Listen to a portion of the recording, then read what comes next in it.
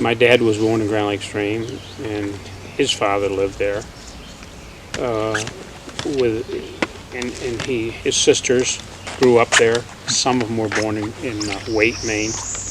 And my grandfather moved to Grand Lake about 1905 or 6, somewhere in that time frame.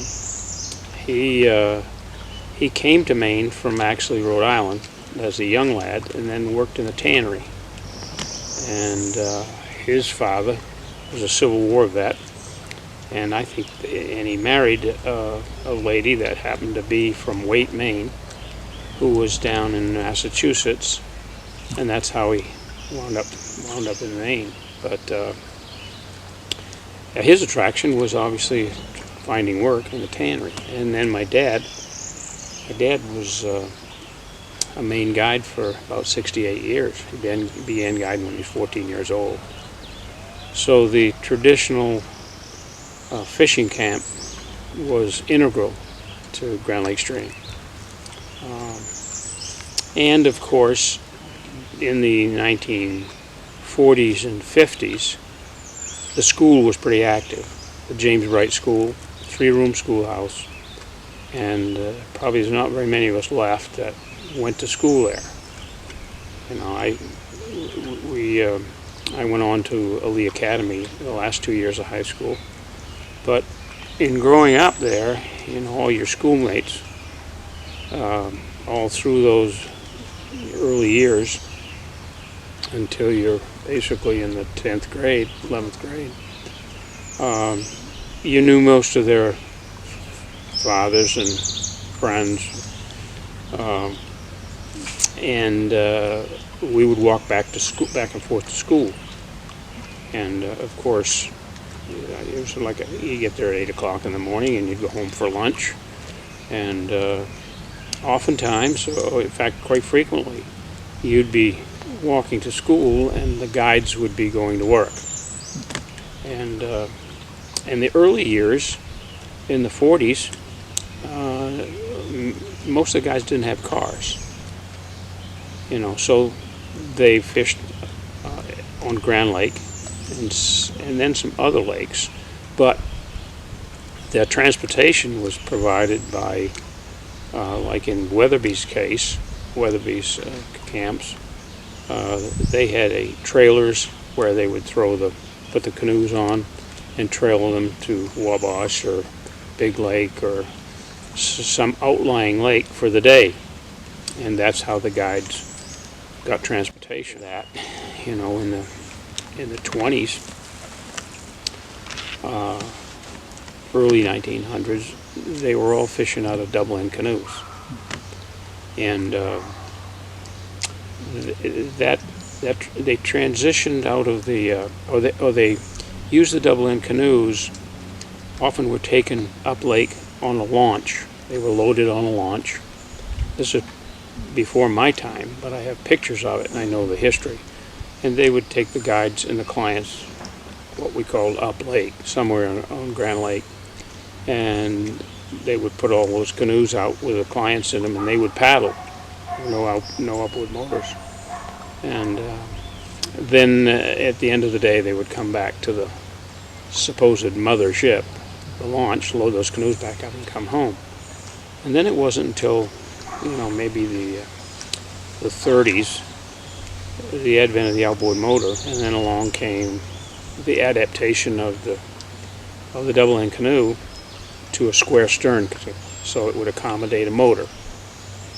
But that's a whole nother story by itself, the invention of the square stern canoe, and but it became sort of integral to Grand Lake Stream, sort of the home of the Grand Laker canoe, with a number of makers. And those makers were, in many cases, the fathers of some of my schoolmates.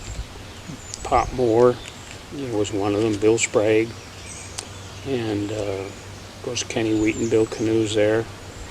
And each one had its own idiosyncrasy, each one slightly different, but they all guided other Grand Laker canoes. And then the first they were guiding they were made of canvas, canvas, and then later fiberglass on the outside.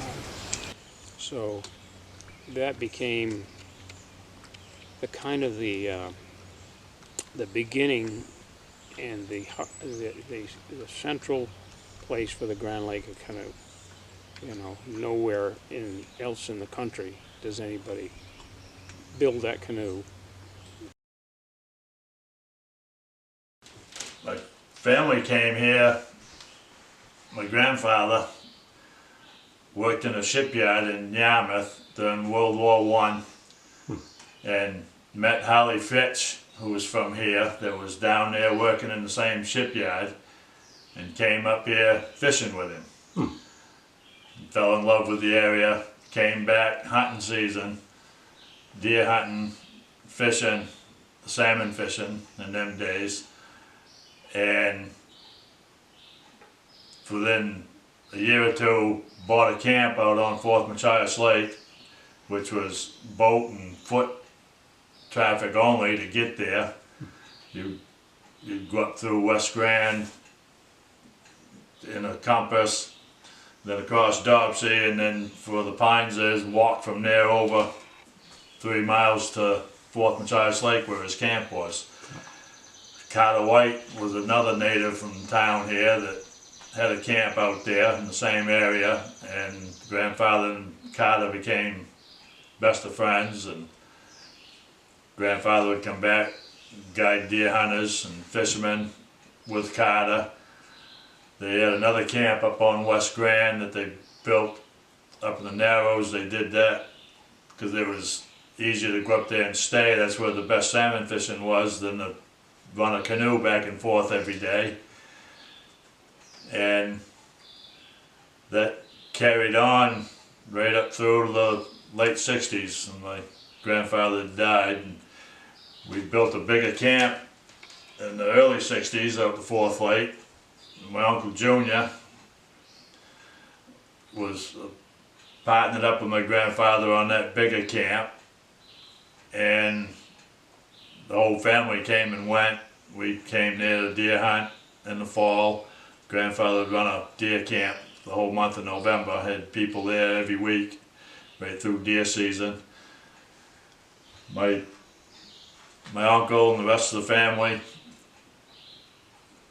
all share that camp, even to today. It's all part of my Uncle Junior's.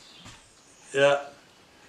And then I started working on canoes as part of that. I had a little garage and working on, because there's tons of Grand Lakers around here and they all need to be worked on.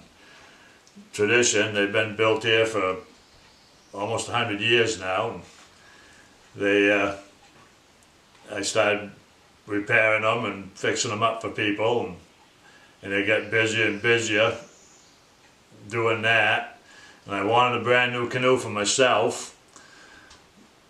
I talked several times with Chris Wheaton, and Kenny Wheaton, his father, had built the one that I had, but it was pretty well wore out. I'd rebuilt it a couple of times and it was solid canoe, but I just wanted a brand new one. Figured I'd work to that point. Chris didn't know if he was going to build any or not. And I had a slack couple of weeks one spring, so I went to work and built a mold and built my first canoe on it. And getting older, I don't get around the woods in snow like I used to in the wintertime. I just turned it into a winter occupation. It's a lot easier to build a fire and stand upright in here than to put on a pair of snowshoes and trudge into a beaver flowage or follow bobcat hounds all day, and then make just as good or better money doing this.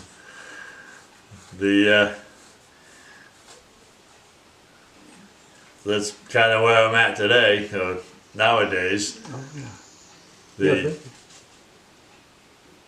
Trying to keep the old traditions alive, the wild woods lands, the lakes. Worked pretty hard at that, being on the board of directors of the Land Trust and other organizations, the local Guides Association, the Maine Professional Guides Association. I spent half the week in conference calls trying to save our future. I moved to Grand Lake Stream in the mid-60s when I was 16 years old, and basically never left. But so I'm from away, but I was able to get my guide's license at an early age, 1970, and worked with some of the legends of Grand Lake Stream as my mentors and partners, and grew to love the idea of taking people fishing and showing them the environment, the lakes, the shorelines, the wildlife, and the fish. And watching people enjoy themselves has been, I just love doing that, and they taught me how to do that. I think I would have loved it anyway. But in those days, we would often have parties of 1 week, 2 weeks or more, the old New England fishing parties that would come and stay for extended periods, and we got to be part of their family and went for years and years and years. And I never forgot that time, that people's travel habits have changed since, but the guiding still remains very big and important part of my life, and I'll do it until I feel that I'm not giving my clients, a day's worth of enjoyment. But so we've moved from the old Grand Lake canoe days to fishing the stream, and sometimes bigger boats for our older clients. I guess we got somebody coming. Okay. But I'll never forget the older days when there was so much to be learned from the people that I worked with.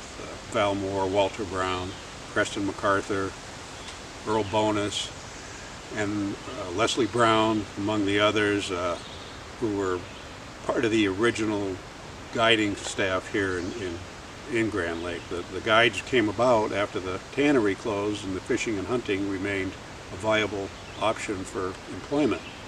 So they refined their craft because the tannery withdrew from town, and so guiding was it. What it also did is it showed the independence of the Grand Lake Stream native who had to do something to work, didn't want to leave, and so became experts at hunting and fishing. And they even developed their own canoes, which was developed right here in Grand Lake Stream with an outboard motor on the stern. Prior to that, it was big double-enders that were towed up lake by steamships and left for the day, and then they'd pick them up on the way back down, all paddling. And so the Grand Lake Stream canoe was developed specifically for this area, using native woods, native talent, and all the input and the waterways, the launches, the portages were all doable with a Grand Lake Stream canoe. I guess I'll tell you one that probably, Val Moore, who was the quintessential Maine guide. He wore a felt crusher, smoked a pipe, guided famous fishermen, Joe Brooks, Jimmy Doolittle, General Doolittle from the Tokyo Raiders, and he was ultimately one of the finest people I ever worked with, and an opinionated Yankee for sure. But and we had a family that came from Philadelphia every year, and they wanted the same guides every year, and I got kind of apprenticed for the job. I got it, and I was with Val for probably the last 10 years of the Gibbons family visits to Grand Lake Stream. And they would come and stay 2 weeks and fish a different lake every day, and he would keep journals, Steve Gibbons would keep journals of every fish that he caught and every comment that Val made, and the weather, and we were fishing and the wind was howling, and Steve wanted to fish a place called Clifford Lake, and Val said, Steve, the wind's going to be howling onto that landing. I don't think it would be any good. And Steve says, no, I think we should fish Clifford Lake. And Val said, no, I'm telling you. And Steve once again said, geez, what about Clifford Lake? And Val said, sure enough, we're going to Clifford Lake. We jumped in our vehicles, We drove out onto Route 9, went down on the landing at Clifford Lake. The waves were coming in there, 4 feet. Val rips off the canvas off his canoe, starts setting up the seats, getting the motor ready. And Steve says, kind of windy. He said, well, I told you. So. Up in Grand Lake Stream, I was born there and grew up. That's where my mother's family was from. Grew up in a different era. Right at the end of an era of horse logging and lumber driving and all that. So I grew up in the camps. Even when I started grade school, my brothers and I had to be shipped out of the camps and boarded with our grandparents or other friends in town to go to school. Weekends sometimes we'd fly in bush planes that worked for the camp. So we'd go in another camp with a bush plane, mostly on the Grand Lake watershed. All the lakes above West Grand Lake, Junior, Sprague, Dobson, Compass. So a lot of memories. I can't remember where I left my shoes yesterday, but I can remember details of a lot of things when I was 5 to 10 years old, especially in the lumber camps. You didn't have access to radios was almost new. You didn't have access to TV, electronic stuff, and all the other things kids had. No snow sleds, no ATVs. So you found other things to do. And it was an interesting time. Can't call it the good old times, because everything in life improves, makes it easier, people. In my opinion, it's gone too far, making it easy and more enjoyable, especially for young people. They're missing so much of growing up with the right values and motives, for what they do. And so it's just different. That's a long story in itself. And, it's kind of, where I grew up, you're kind of limited. You're not exposed to other things. And I wasn't around wealthy people. There was almost nobody in the town I grew up in that could afford to send kids to college. So it was just deciding on your own. So a lot of them stuck with the outdoor activities. One of the dreams of young kids where I was, instead of cutting trees, working in the woods, was being a game warden or a forest ranger or a fire warden, just outdoor activities. That's what we was attracted to. So I was lucky enough to get started. Out of high school, I went to work with the wardens as temporary game wardens, got started, and then I was just there a year or two and got a chance to go into forestry. And then it wasn't general forestry, it was the forest fire control business. That was a part of the overall Forest Service, but it was separated really, budget-wise and everything. In Maine, forest fire control in the unorganized areas was pretty much paid for and directed by the big landowners, the large landowners that owned the mill and the land. And at that time, it's still today, Maine, there's more privately owned land in Maine, I believe still, than there is any other state in the country. By far, way more. Like all your western states, Alaska, are primarily federal government land. Yeah. And states mixed up in it, and like I said, Maine's unique in that way. So the landowners had political control of things like the Maine Forest Service too, because they paid the bills. They paid a per acre tax, so they had a committee that everything happened, state government, they pretty much was controlling. So that was a huge change in my time when that happened, and not good, I don't think. I think it was good when the landowners were involved because they had the direct interest in protecting the land. They owned it, and thousands of people making their living off the mills and the logging. And when they lost control of that, then the government's the only one left responsible for everything. My mother was the teacher. But we lived with my grandfather. It was just my grandfather. We lived in his house, and I was the youngest of the three. So it was a good place to grow up. My mother went back to teaching. She started teaching school, I think, when I was 2. So my grandfather was my person. Well, he was he was a guide, but he also was for Mr. Bright at Munson Island, who owned Munson Island. He was his caregiver and did a lot of the building there. He was a character. He was the best. So I spent a lot of time with him, and that probably answers a lot of questions about who I am. You know, he was my grandfather who was fun, and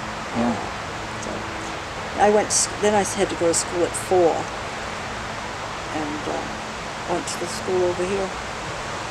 I hated school, but so it was. Well, you had just the 3 rooms over there, so you started out with Mrs. White, and I don't know if any of her relatives are alive. I probably shouldn't say too much, but school was fun. We played jacks in the bathroom, the girls' bathroom. We played marbles. We had hopscotch. We were all a unit together. There were 5 in my class, because I was the war, you know, they hadn't quite got into the baby boomer thing, you know, quite yet. Right. I was like at the edge of it, because I was younger, but, you know, there was 5 or 6 in each class. Some had a little bit more. I think a couple of had maybe 8 in the class. But we were all, you know, we went to school together, we played together. We were together all the time as kids. It was good. It was good, I guess. It's good, probably as good as yours and yours, but I think because we were isolated here, we very rarely went to Calais. And that was a big deal to go to Calais. We went to the dentist. That was a thing. Yeah, it was good. We had great friends and all year long. Season. Well, swimming, because when you started out swimming, you were younger, and so you had to go to the beach side. There were rules, you know, and you get to the beach side. And Frida Bacon, I don't know if you were familiar with her, but she would sit at the beach and she kind of ruled the rules. She didn't do anything bad. Good. Nothing bad. But you went to the beach, then you got into the teenage years and you worried about your bathing suit and all that stuff. You got to go to the dock. Then you came back over to the beach when you got a little bit older. We got a little older, we'd jump off the dam. We did that a lot. Jump off the boathouses. You know, it was a big deal when you could go to the state boathouse and get to the top of that and jump off.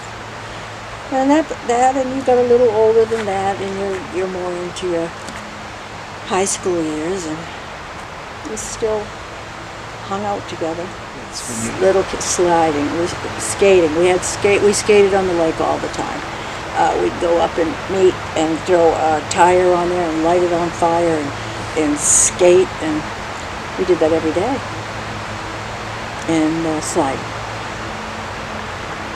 And we were on Tandon Street. We had a pretty good hill, but then the tough end kids would come over sometimes and kind of bully us a little bit and take over our hill. But it was sliding, and you know, when you're real young, you're making stuff, forts and all those sort of things. Once again, it's all back to nature. It was very traumatic. Well, it wasn't as traumatic for me because I was out from underneath my mother as a teacher, so it was good for me for a while. It was scary, but we went down and were bused to Baileyville, and it was different. We made different friends, and I think that is when Grand Lake Stream kind of changed, because our friends were in Milligan. Right. So somebody approached me, I don't even remember who it was through the Chamber of Commerce, I believe, and asked me to come to a meeting and to discuss some way that they thought maybe some kind of craft show or something like that, but I think big, way out of the box, as you know. So we decided, and my opinion was, if you are going to do it to bring people in to stay and come and spend money at a camp, you're going to have to give them something big. something grand. And that's how it came about.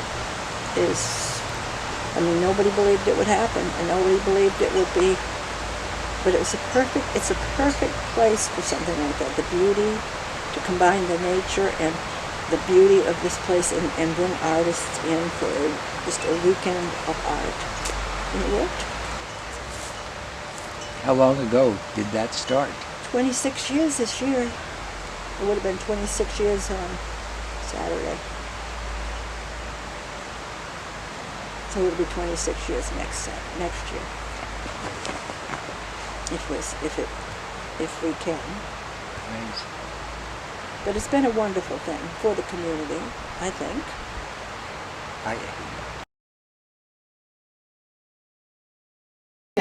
Well, I was born in Callis Hospital. I think they charged $60 to put me out here in the world.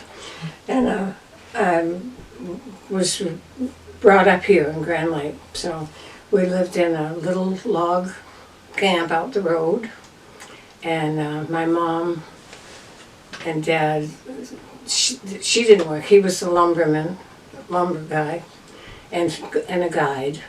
And we grew up pretty poor. We had not much of anything, but we never knew that because everybody was poor except people that owned the camps, sporting camps.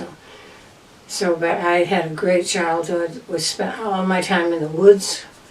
We had supervision, but our parents let us just go. I was up in the top of trees and stuff like that. Skated on anything that had ice, brooks and stuff that nobody would ever probably go on because there's twigs and trees and all kinds of stuff. But we skated on that in the cove up here. All the dads would check the ice, and then when it was safe, we would go. And we skied. I had homemade skis. My dad made skis, just a board shaped, and a leather strap. That was it. We skied.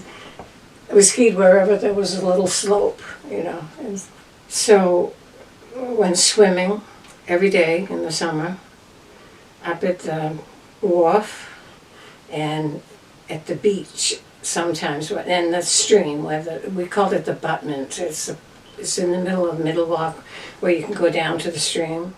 And then I worked at Indian Rock Camps when I was about 13.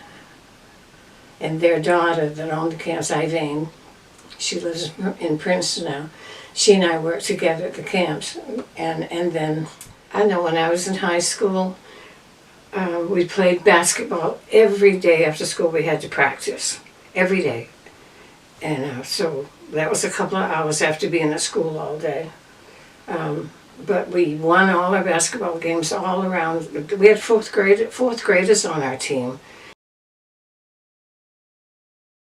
I was born in this house. I was born in 1947. I was born right upstairs in the upstairs bedroom.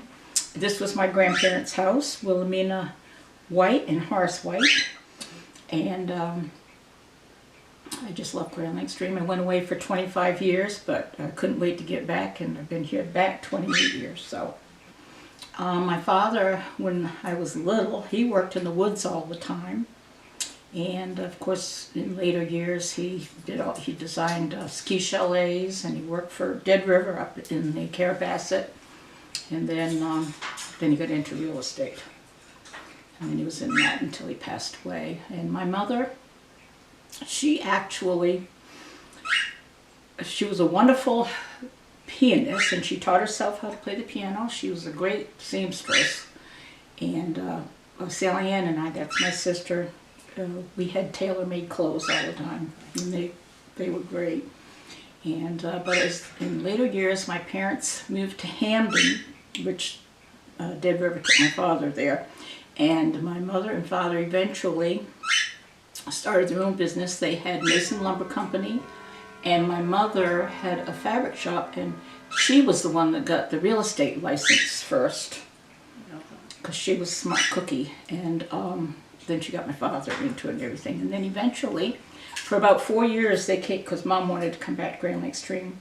For about 4 years, they came down here almost every weekend and started renovating the house that they had, which was actually my Aunt Lil's house, the one right below the church, and they completely renovated their house. And one of my daughters owns it now.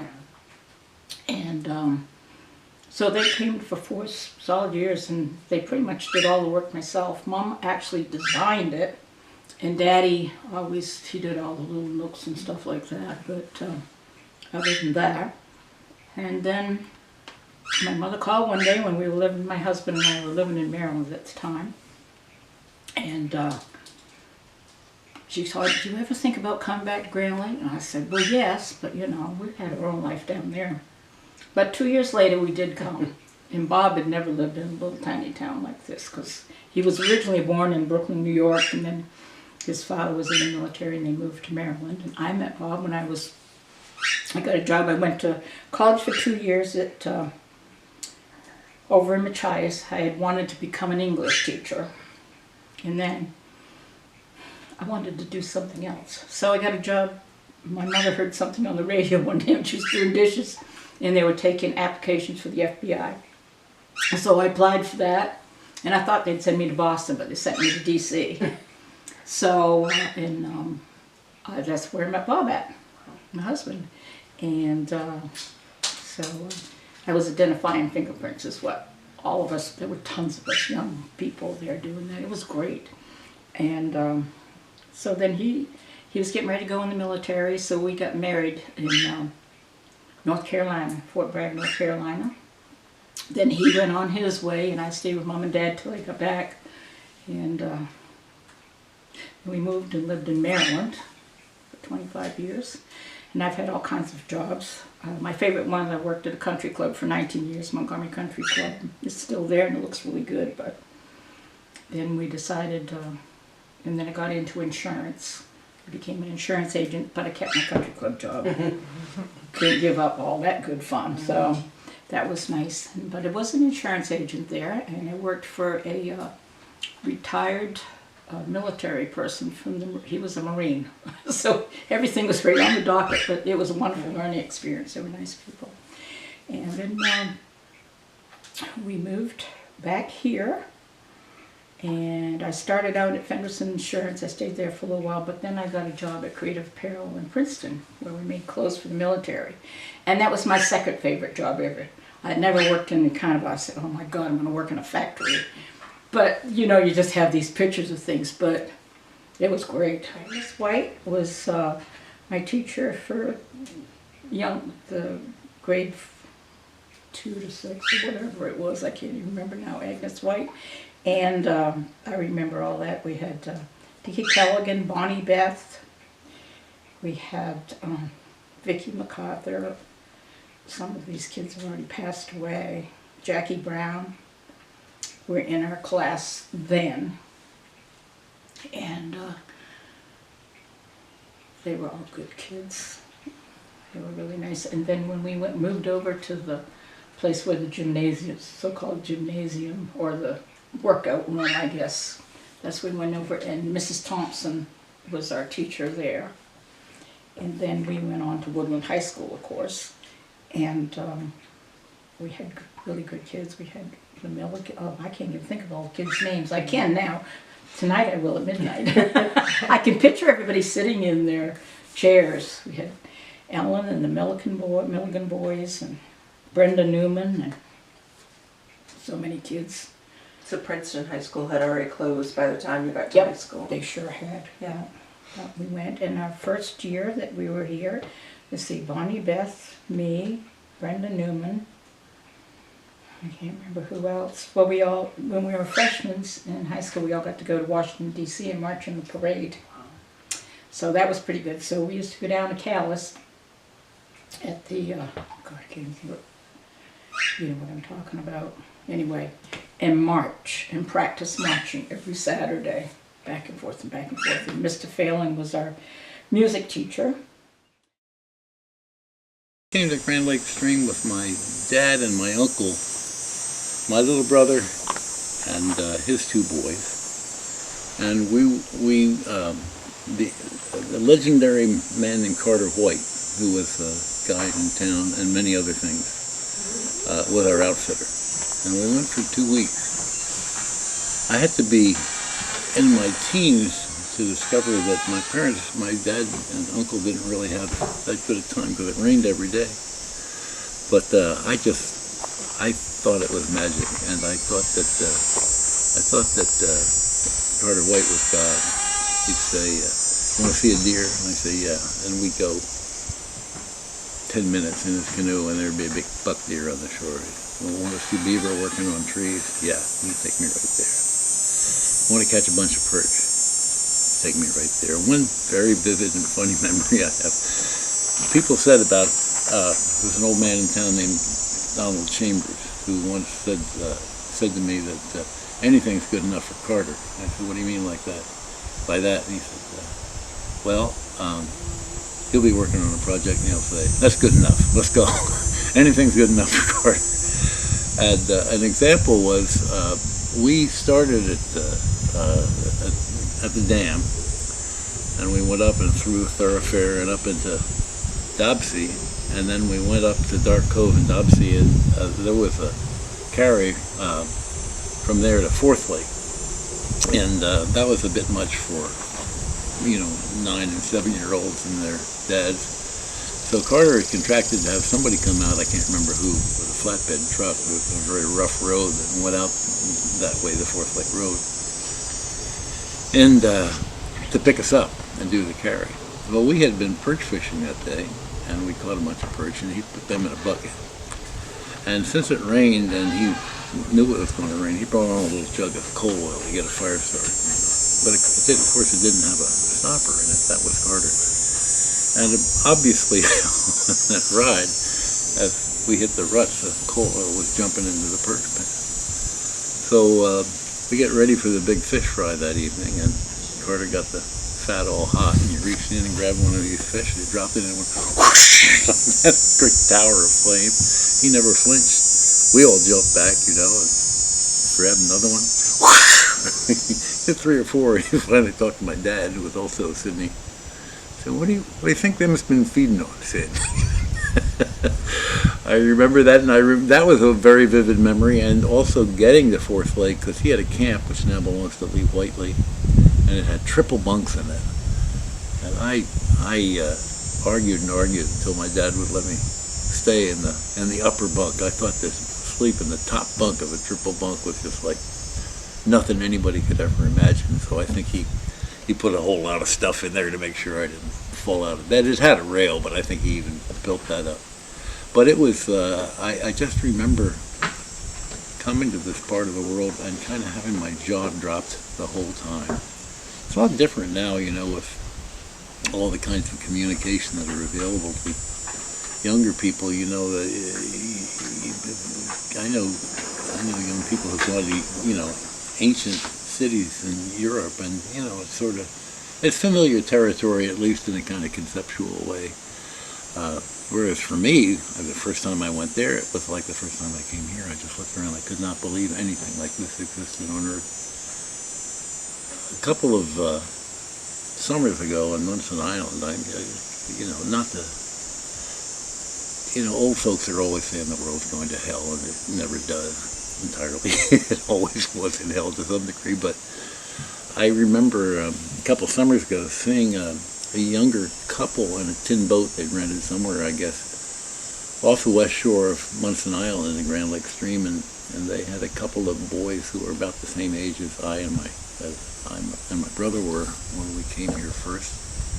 And Mom was fishing, Dad was rowing, and the kids were looking at their cell phones and or whatever it was that they had. And I just compared that response to what mine was. The last thing I wanted to do was look here. I wanted to look out there, and that feeling has never left me. I've kind of made my way as a writer, and I think those impressions like that, and also knowing, especially that older generation from Earl older, really shaped me much more than any courses I ever took in school or anything else. I hear those voices all the time in my head, and though I don't write in the way that they spoke or even thought, I'm sure. Nonetheless, there's something in the back of my head. I hear the cadences of those voices whenever I write anything, much more profoundly than I do any of the great literary giants of our tradition.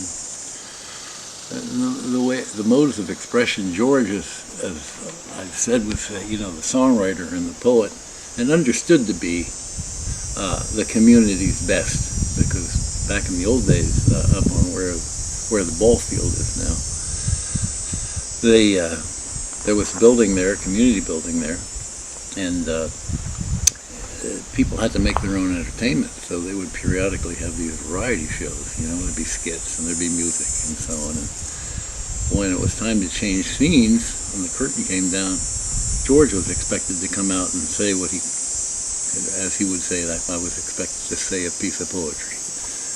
And it was mostly satirical, good-natured. The schoolhouse one got him fired from the job when they built the schoolhouse, because he satirized everybody on the crew and everybody from away. That is, there was a lot of resentment that the better-paying jobs came from the Boston area. They were not local, and he went in having recited the poem. He went into work the next day on building the schoolhouse, and the boss, a man by the name of Olson, called him in. Said, I understand you recited quite a poem last night. He said, well, I guess probably I did. Said, pity I wouldn't have been there to hear it. He said, well, you can hear it right now if you want to. So he recited it, and that was the pink slip. He was gone. But he was very voluble, obviously. And his brother, Frank, who lived most of the time out on Wabash Lake in a little cabin out there, which his grandson Teddy now owns, was very understated, laconic. And I remember, this has always struck me as a magnificent example of understatement. He, back in Depression days, they had an illegal trap line up a gully on Wabash Lake, and most people were breaking the law to survive. I mean, the area was and is always quasi-depression, but when it was really, really bad, as Earl once said, times got so bad that my dog... Well, I'm Kenny Sprague. This is my best friend Ranger. Well, I better take that back. My wife's my best friend.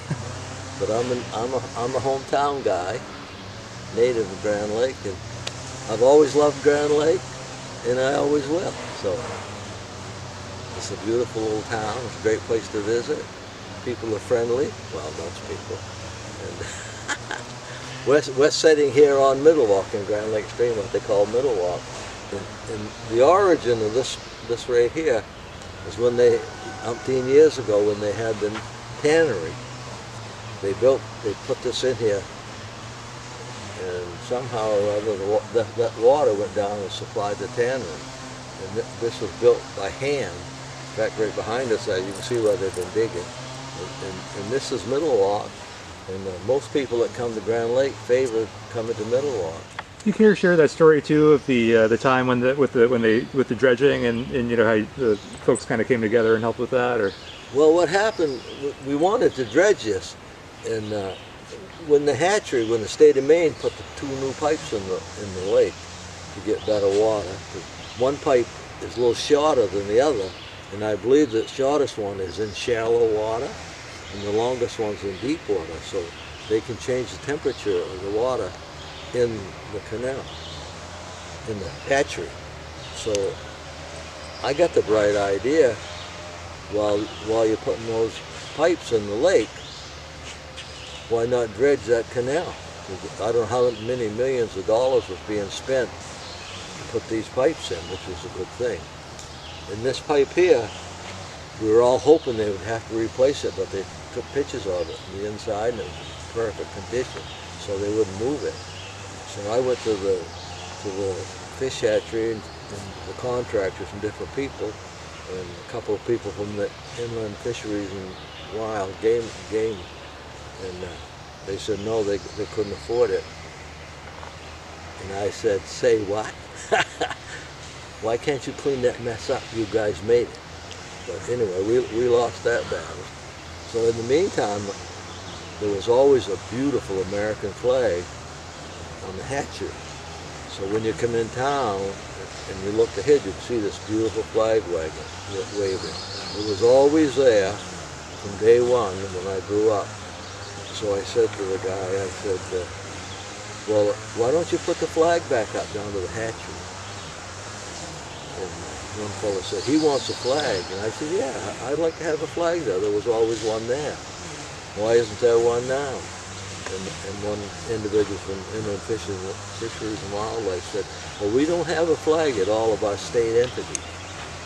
Well, I said, you always had one here, and I think you ought to put it back. And I'm asking you.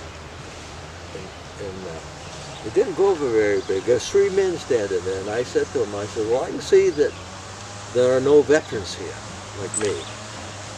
So I said, not such good things. That was the end of that. So growing up in Grand Lake, you want to get back to that. When I was a kid, growing up in Grand Lake, there was a lot of us. There's very few now. Grand Lake's an old town now. They're all getting older and they're passing away. But there was kids everywhere, and everybody had bicycles. And all we did was play basketball and baseball and swam. We spend all the time in the summer up at the dam. We always swam. And of course now there isn't that many kids.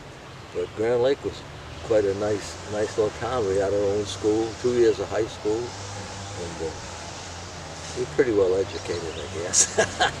And then I always had my heart set on going to high school in Princeton. Because I played basketball and I wanted to play for Princeton. And I'll be down, that was the first year they sent us to Woodland. And that was awesome. And I haven't liked Woodland since. So anyway, Grand Lake's a nice town. The people are friendly, and there's a lot of changes. And us natives, we don't like those changes. Well, I have another thing too, if you're interested in. It's the tower, the wooden tower up here. Well, one time there was a widow lady lived up that road, and she come to me. She'd lost her husband, and she come to me. She said, "Kenny," I won't mention any names. She said, "Kenny, can you do me a favor?" And I said, "Yes, I can do you a favor. I'd be happy to." She says, "There's no street sign up the Tower Road." And she says, the people in the mail don't know where to go, the UPS and all those people. She said, "Would you build me a sign?" I said, "Yes." So I made a sign identical to the one street signs around town. And it said, Tower Road. It was a canoe with a motor on it. And I did a pretty good job on it, all treated lumber. And I was putting it up on the corner, going up the Tower Road. And this fella come along, said to me, "Kenny, what are you doing?" I said, "I'm putting up a sign." You know, well, he said, "You can't put that up there, a PFA." Well, that right there hit the wrong nerve with me. I said, "Who says?" Well, he says, "That's not the Tower Road." Here we go again. I says, "Of course it's a Tower Road. It's always been the Tower Road. It's probably supposed to be Church Street up to my house, but we always called it the Tower Road because then it was gravel all the way to that tower." Well, he says, "You can't put that up." Well, I said, "You're talking to the wrong guy. This is going up, period." And that was probably 20 years ago, and it's still there, and it says Tower Road. But I was told it was called the Tower Lane. We don't live in New Jersey. This is Grand Lake Stream. It's a damn road. What is now called the Farm Cove Road, not the Farm Cove Dam Road, but the Farm Cove Road. And they were going out there, and he kept bulldozing and he kept going all the way up alongside of West Grand Lake. Well, the guides took notice to that. Like, whoa, what's going on here? So that was the beginning of the land trust. They formed this trust to protect the land, and by God, they've done it. And the land trust is very touchy about who does what. And of course the Grand Lake's right in there with them, supporting them. And the land trust has become a great success. And 9 out of 10 of us love the land trust. And the town went to bat, to support them, and it's been a great thing. So that's another change that didn't take place, like the windmills and cutting this road down here and developing it. So we kind of try to shoot things down and keep this little town a little town, you know. So that's the way we want it. Speaking for myself, but most people will agree. And we've had some people come into town that's really good at helping because they supported that land trust. And I think financially, the land trust may not have survived without the people that come to Grand Lake and help keep it going. So it's another thing we don't want to change. Because if I had my way, the road would still be gravel. Heck with the pavement. But anyway, most of it's for the good. It's good. So, yeah. Thank you, Overseer. All right. Well, I first came to Grand Lake Stream on November 1st of 1946 on a deer hunting trip with my dad and his friends. I was 11 years old, and my father went to the school, which was taught by Dominican nuns, and said, give me Edward's assignments for the next 2 weeks. He's going hunting. And those were good old days, so they did. And away we went. We all came from Newburgh, New York, in the Hudson Valley, which is about 60 miles north of New York City. And the drive was quite a drive in those days. There were no interstates. It took about 3 days to get across, traveling on Route 2 and things like that. It was just fascinating for a 12-year-old. I actually was 11 that year. And I would travel with my father and his very close friends. There were 4 of them that were involved in the deer camp. My father and a gentleman named Archie Stewart, whose father in turn had founded the camp, the Stewart camp, at the thoroughfare on West Grand. I think he located it in 1926. And he was one of my father's very close friends, and the other 2 close friends were a doctor named Proper and a lawyer named George Northrop.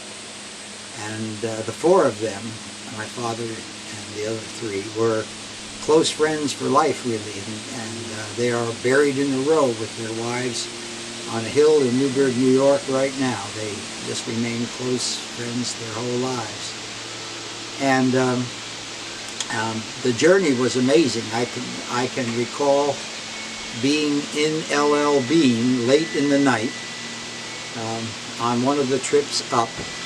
It was a 2-story wooden frame building, and the old adage is true. Leon Bean stayed up all night during deer hunting season, and you could meet him on the floor. I actually met the gentleman as we were sorting through clothes and things. So that was a regular stop on that trip. It terminated in Grand Lake Stream when we would all pile onto one of the logging boats then, and towing Grand Laker canoes, head up to the Stewart camp for the 2-week deer hunt. The biggest difference between then and now, physically, is that in those days, in the late 40s and early 50s, there were no roads here. There was the road into town, and that was it. You traveled by water on the lakes. The roads, such as they were the haul roads in the woods that were used in the logging camps, and they were the users of them were strictly horses and sleds, so that they made ideal hunting grounds. The logging camps themselves were mostly still intact, and the roads in and out of them would be grown up in grass in the season, and they made for great hunting. The downside of it was every morning when you went out hunting in November, you were going to do a cold ride in the Grand Laker, sometimes cracking ice as you headed across Pecumpas Lake or headed down West Grand. But it was magical for me. I think the deer camps of the 30s, 40s, and 50s were one of Maine's major, wonderful institutions. There were many of them around the state. There are still a few. But they were places where friends gathered every year and spent a week or two in the woods, sort of getting away from all of the things that were in their ordinary lives. You had a dentist, a doctor, and a lawyer, and a surgeon who didn't shave once they hit the camp for 2 weeks. But they always arrived in Grand Lake Stream in overcoats and regular fedora hats, and would change before they went up lake. And the party was always the four of them, plus assorted friends from Newburgh, so that the party each year would perhaps involve 8 or 9 hunters and 4 or 5 guides, plus one of the greatest institutions that Maine has ever known, the woods cooks, who after hunting season went into the woods and cooked all winter in the logging camps. And they were very redoubtable people with whom you did not want to mess. They ruled with an iron fist, which you can imagine would be necessary if you were spending the winter with 30 or 40 guys who were pretty rough characters. So they were wonderful cooks too, I might add.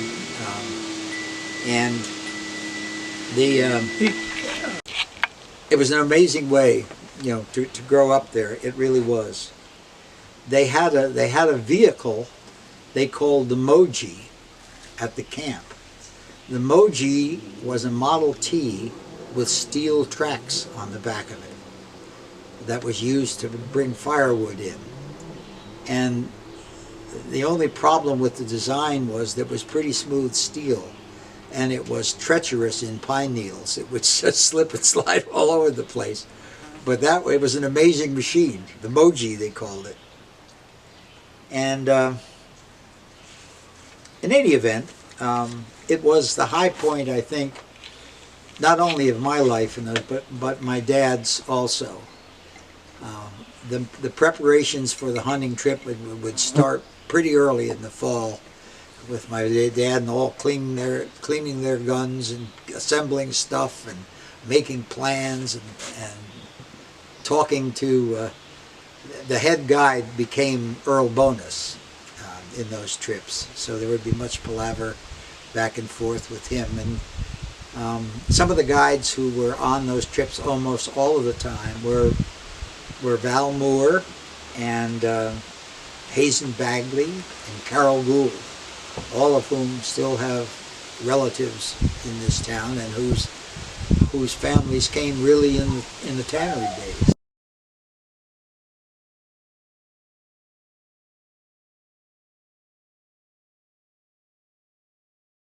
My name is Hollis Beers, and I was born December 24th, 1927. So you were a Christmas baby? Yep. Were you born... Hell of a present. were you born here in Vanceboro, or were you... In Vanceboro, yeah. Okay. At home, or was there a... Was it at home, or was there a hospital? At home. No hospital. Nobody ever went to the hospital then. Mm-hmm. The house is still standing down, but there's nobody living in it. Well, it's down the other end of town and on Holbrook Street. Mm-hmm. I'm not used to these interviews. My father worked for the railroad. My mother was a housewife. She had 6 kids, so she didn't have much time to work anywhere else. 6? I was the youngest. Okay. My youngest brother next to me, he's 7 years older than me. They called him Babe because they thought he was the last one, I guess. But I had 4 brothers, and all 5 of us were in the service in World War II. Wow. The railroad was busy. There was a train left the station about every 25 minutes, they figure. And in the wintertime, the Canadian troop trains all come through here from, because the seaway froze up and they couldn't travel down through there, but wheat trains, and there used to be a lot of refugee trains from England. They used to sending their kids and their women over here to Canada, to the relatives, to get away from the bombing. It was a busy town. There was, you know, a lot going on. A lot of kids your age? A lot of kids. Well, every family had 4, 5, or 6 kids. No television then. What? Was there a school? Oh yeah, well, there's a big school right over here where the fire station is now. That tear it down, but you know, big 2-story building, a nice building. What did your father do on the railroads? He was a cashier and clerk here at the freight office. Okay. Doing all freight or passengers too? Freight trains or passengers too? Both, yeah. Okay. Lots of freight trains. Well, everything come through here. In the wintertime, nothing come through the seaway, and it all had to come down by rail. And they had 50 troops stationed here in World War II to guard that bridge and these little bridges down the line, so they couldn't try to. They tried to blow that bridge up in World War I, the Germans, and so they had guards on it. World War II, they had 50 troops stationed right here in Vanceville. Okay. Oh, hell yeah. No, they did that. Well, everybody knew everybody else practically. No problem. So you could just walk right across and... Walk right across. And if we happened to be down closer to the railroad bridge, we'd walk across there. And the customs would, you know, they'd never know it. They'd come over in the midnight shift. If you were late in the midnight shift, you woke the customs officer up and he'd be mad at you. Keep right on going, you know. So what things would you go across the border for? Were there stores over there? Stores friends? and everybody, you know, girlfriends and half the people around over here and over there married back and forth across the border. My wife come from Canada, and we were married for 71 years. Wow. That's incredible. Yeah, that's amazing. How did you meet? One of a kind, I guess. How did you meet her?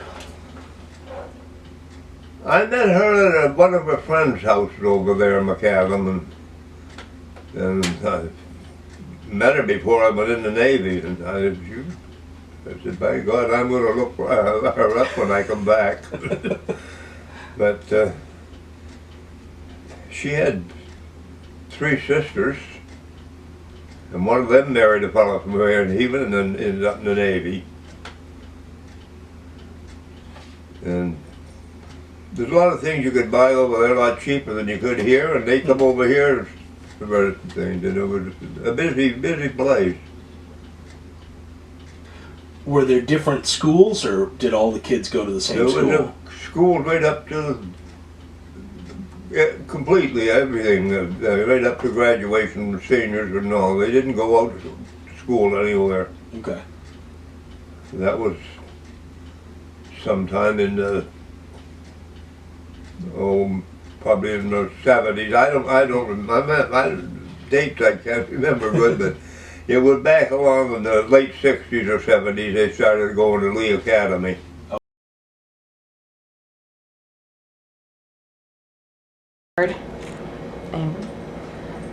I'm Joyce Brown. C stands for Chambers. It's an old Grand Lake name, and I've lived here all my life, and I'm 90 years old. And there's no better place than Grand Lake Street. I was educated in the schools here in town. One-room schoolhouses. It was one big building, but the rooms were divided up. And then I went over to Lee Academy, and graduated in 1949. And my parents didn't have a car, there was no transportation, so I lived over there in the girls' dormitory. Yep. I'm proud of being able to graduate high school and right in the area, so to speak. Yeah. Did you have siblings? I had 2 brothers, younger than I am, and they're both gone. My brother Barry, the youngest one, enlisted in the Army and went through boot camp in Missouri, and then he was sent over to Korea, and he was up in the hills working a bulldozer, and it started to flip back, and he went to jump off it, and a piece of his clothing caught in the lag of the tractor, and it killed him. He was only 23.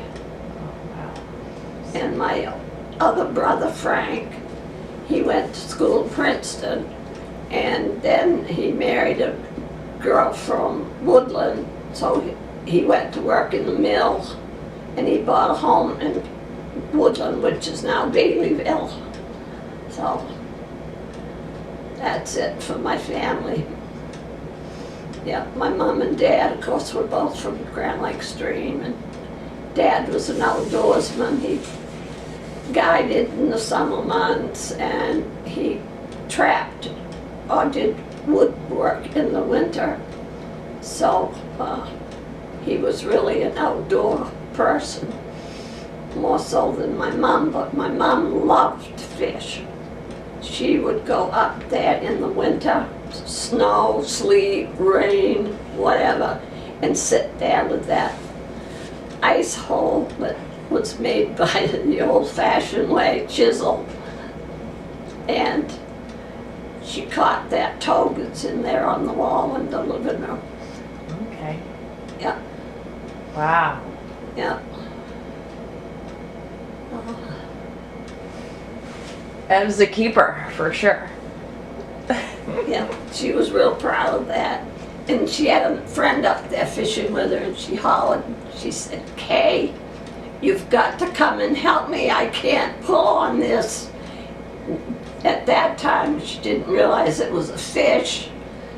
She didn't know what she had hooked onto, but when they saw it, I guess the girl that was with her just grabbed it to pull it out on the ice.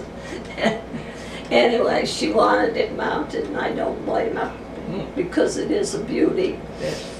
Yeah. Yeah, coming out of Grand Lake. So did she pass the fishing tradition on to you? Did you fish growing up? Would you believe that I don't like to fish? I love the outdoors and the water and the stream and the lakes, and I love picnic and outdoor fires and everything that goes along with it, but I don't care to fish. And to this day, I'm not lovable on eating the fish. And I thought to myself, maybe it was because I ate so many growing up. It's like venison. I can eat it, but it isn't something that I would go out and wish for. Mm-hmm. Yeah. Yeah. So what else did you do as a child for fun? For fun? Mm-hmm. My husband was a musician, and we got invited to a lot of, we called them hootenannies back nowadays, around to the camps and different places, and we had a lot of fun, met a lot of nice people, and yeah, and so I worked 29 years over at Lean's Lodge, and I started in as a part-time cabin girl, because that time my son Calvin was young and I didn't have anyone to babysit. So Anna Cataldo, the gal that lived up the street next to the ball field, she came down one day and she said, "I got an idea," she said. "What if I take care of Calvin and you work 2 or 3 days, and then you take care of Louie, little Louie, and I'll work 3. So we sort of shared the job, and it was part-time cabin girl. Yeah, and then I went from there into the dining room, and I was a waitress for 19 years, and met a lot of people. Yeah. Yeah. A lot. Yeah. From all over the world, probably. Yes. Yeah. Yes. Yeah. Of course, one special one was Ted Williams when he come. We all enjoyed him, but no, a lot of local sports writers used to come, but Kurt Gowdy and Bud Levitt and Tom Hennessy and all those names out of Bangor, yeah, used to come and stay at the lodge. Oh, other than that, then I married, 1950, and I married my friend, classmate, and we rented different houses here in the town. And then we finally decided that we wanted to buy our own place and have something. So the opportunity comes for this house here, so we up and bought it, and we took advantage of Walter's GI Bill, and that's how we bought our house. And at the time, we paid $34.21 monthly. And the price they were asking was $4,000. I can't imagine it. Nowadays, it would be up in the 6 figures. Absolutely. Yeah, and I'm sure that the stream right back of me will have a lot to do with selling the place when I'm gone. But I've really enjoyed living here, because I know everybody, and I know everybody's kids and grandkids, and right through the years, yeah, being growing up here in town. Well, there's been a lot of changes. Growing up in the winter, we had a sled, and it was a well, they call it 2-runner, I guess is what they call it nowadays. And we'd go up to the church and come down over that hill, cross Milford Road, and go down Back Street. And then we'd walk a short distance, and we'd slide down Back Street, walk across the main road to the church, and we did that all evening. Or skating, we'd wait till the lake froze over, and our parents would loan us a broom from out of the kitchen, and a gang of us would get together and we'd go up and sweep off the ice up in the cove. But we were warned before we left the house, don't you go out any further than that cove, because it won't be safe on account of the gates being open in the dam with the current. And we used to gather up old tires off in vehicles, and we'd burn one of them up there and have a nice fire. Yeah. 7 generations of my family have lived in this town.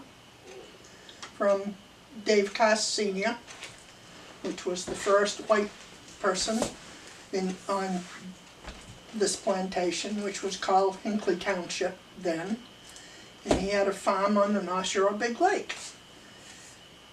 And it went down from his daughter to her daughter, to her daughter, to her daughter, to her daughter, to my grandmother, and they have always lived in Hinckley Township.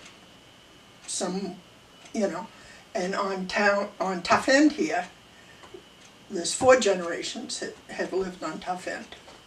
From my great-grandmother, my grandmother, my father, me, and my son would be in the 5th.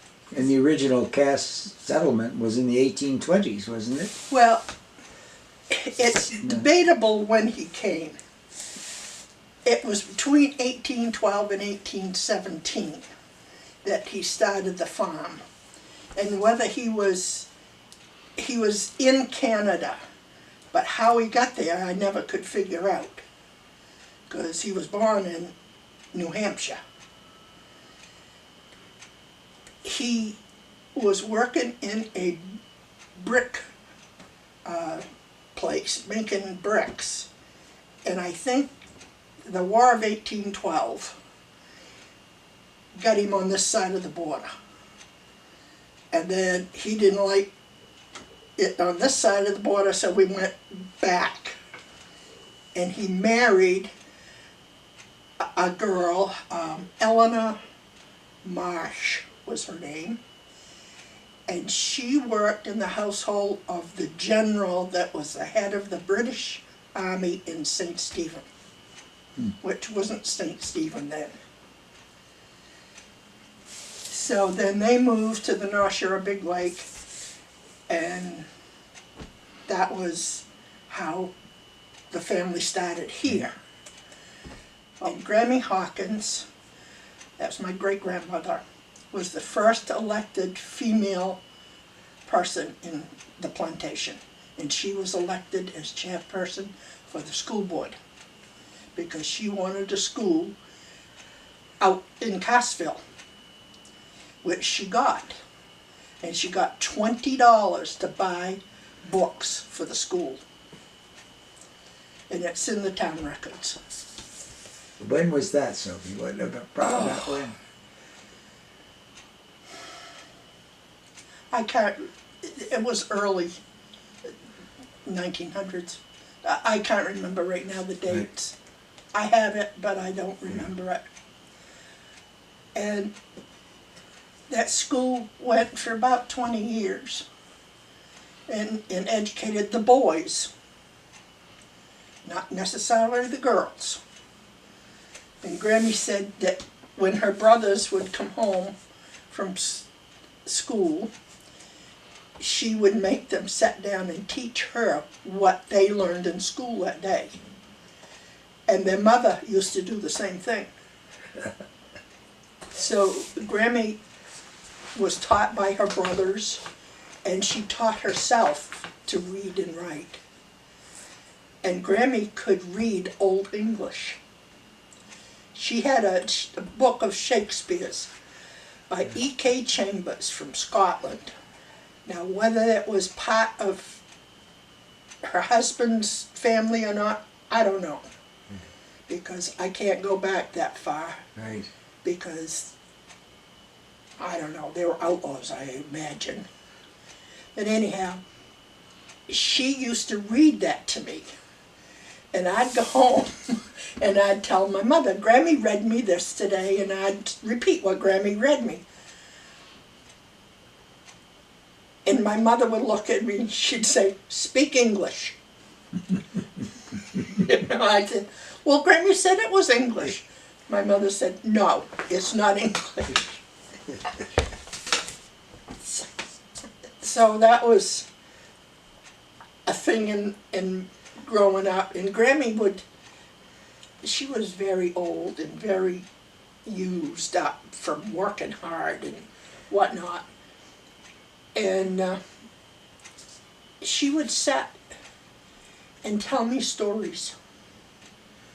Hours on hours she'd tell me about her being a little girl and where they lived and what they did. And, you know, her brothers, one of her brothers was the architect for a Mason Hall in Baltimore, Maryland. You know, he went to school maybe 6-7 years. Yeah. But he went to college and got to be an architect. Another one was an electrician that worked in Portsmouth, I think. I can't remember right now. Right. But, I mean, they were not unintelligent people. They just lacked education. But when they got a chance for an education, they took it. Yeah. And that was drummed into our heads. Whether it's a formal education or a you learn it education, you will get an education. You know, you will learn things that you know, and then you learn things that other people know. And then when you go, you'll be ready to go. You know, my father used to say, you put a city person in Grand Lake Stream, they'll last a month. You put a Grand Lake Stream in the city, they'll last forever. Growing up on this street, there was 32 kids. All war babies, all 41, 42, 43, and 44. And we lived in the woods. You know, the big hill where Laura and Steve Schaefer's house is. We had a village up there.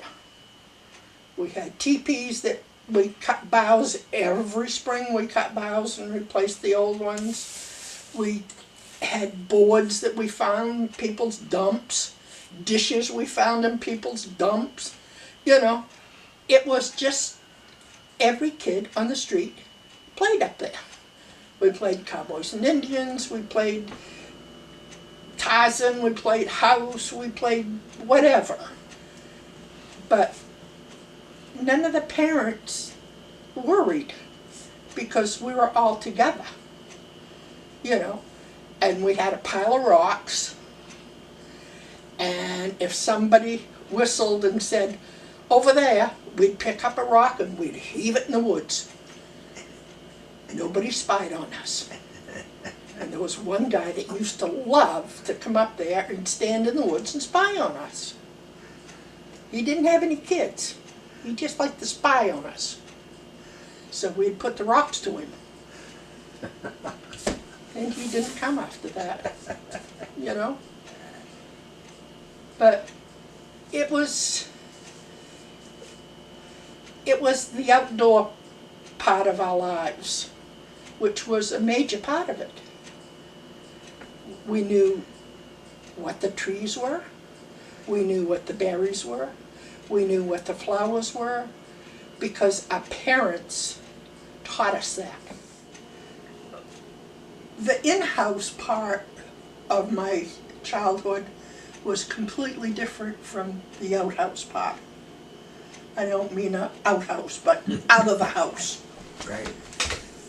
In-house was very strict.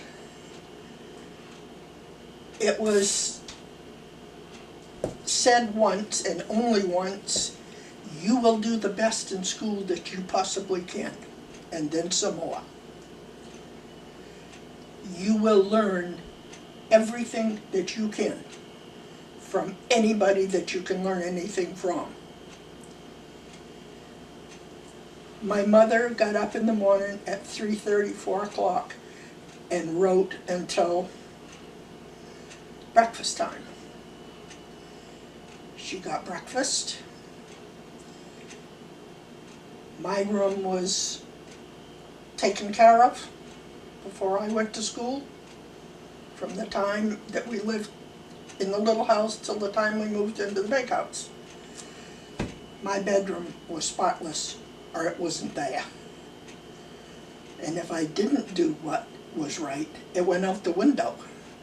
And I come home one day, because I had forgotten to make my bed in the morning, and it was on the front lawn, and it was raining.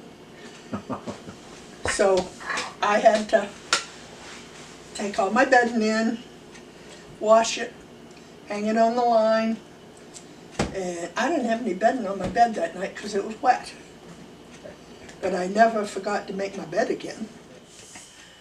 But most kids, I didn't go to kindergarten. I didn't go to the 4th grade. And I didn't go to the freshman. It was interesting because in one room there was 4 grades. And if you were interested, like nosy me, I didn't give a damn what the 2nd grade did. I wanted to know what the 4th grade did. You know, and when we were a freshman, supposedly, we had a teacher that had just graduated from the university. and he had all his tests. So he wanted to know what we knew in English. So he gave us the test that he had his last year at the University of Maine. And every one of us passed it. And he said, who cheated on this test? And nobody cheated on the test. We just had Lila McKelvey, Mr. Day, Pip, and, oh, damn. It's gone. But those are the teachers that we had. Oh, Mr. Honeywell. That taught what you were supposed to have been taught, basics. And once you learn the basics, the rest of it's a breeze, you know. And we had a damn good education. Then we went to Woodland. And I can honestly say I had 2 interesting classes in 3 years that I was in Woodland. The rest of them was so boring. Oh my God. I hated high school. I hated it. We had one ex-college professor that taught English. And he loved Chaucer, and I loved Chaucer. And it was such a good, that was my senior year. It was amazing to me to learn from a professor that knew what Chaucer was all about.